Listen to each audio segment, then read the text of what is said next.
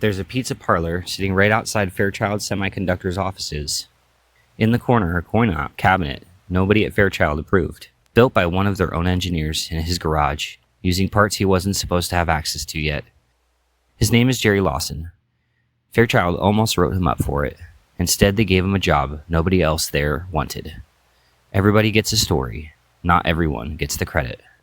Gerald Lawson, Jerry to everyone, born December 1940, grew up in Queens. Never finished a college degree. Took some classes at Queens College and CCNY, but his real education came from ham radio at 13, television repair jobs, building his own electronics from scratch. Nobody handed him a credential. He built his own way into the room.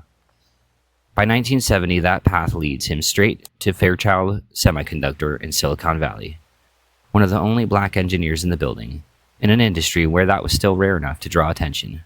He ends up in Homebrew Computer Club too, the same group that counted Jobs and Wozniak among its members. Lawson actually interviewed Wozniak once for a position at Fairchild, but didn't hire him. Then, in his own garage, on his own time, he built something that was never his job to build. That's about to change what his job actually is.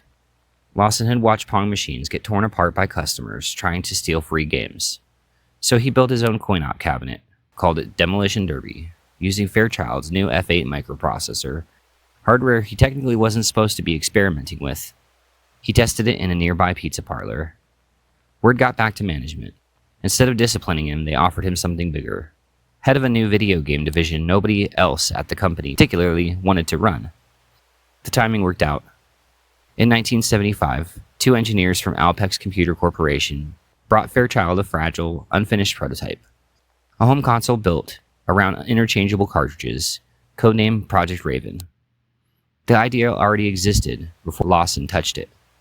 What didn't exist yet was a version that would shock a customer or fall apart after a dozen uses. Fairchild handed Lawson someone else's half-finished idea. What he built out of it is the reason every console since has worked the way it works. Lawson led the Fairchild team that turned Alpex's fragile prototype into something a consumer could actually own. His team solved the real problem. How do you let someone plug and unplug a piece of memory hardware over and over without shock or damage to the circuitry? Lawson also worked directly on the controller design, an 8-way joystick and a pause button, the first one ever included on a home system. In 1976, Fairchild released the Channel F, the first commercially sold home console with interchangeable game cartridges. Not the first console, the first one you could buy a new game without buying a new machine. That single idea is the foundation every console since has been built on. Lawson didn't do it alone. He never claimed to. He led a team, but without that team, and without him leading it, what Alpex brought through the door might never become a real product at all. The Channel F loses, though. Atari releases the 2600 in 1977, a year later, with a bigger marketing budget, and eventually a library led by Pac-Man. Fairchild's console fades, the division folds, and Lawson leaves the company in 1980. He founds VideoSoft, building software for the very console that beat him, the Atari 2600. The company releases exactly one cartridge before the 1983 crash ends it. The man who built the format Atari made famous couldn't get a single game onto store shelves before his own company folded. For decades afterward, gaming history tells itself through Atari, then Nintendo, then Sony and Microsoft. Jerry Lawson's name isn't part of that story.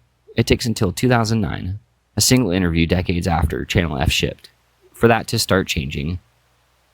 The IGDA honors him in March of 2011, shortly before his death. His story is later told in Netflix's High Score, narrated by his own children. The recognition came late, but it came anyway. Jerry Lawson didn't invent the game cartridge. He built the version that actually worked. He led the team that made it safe enough to sell, and helped design the controller millions of people held without ever knowing his name. The format won. The credit took 40 years to catch up. Everyone gets a story. Not everyone gets the credit.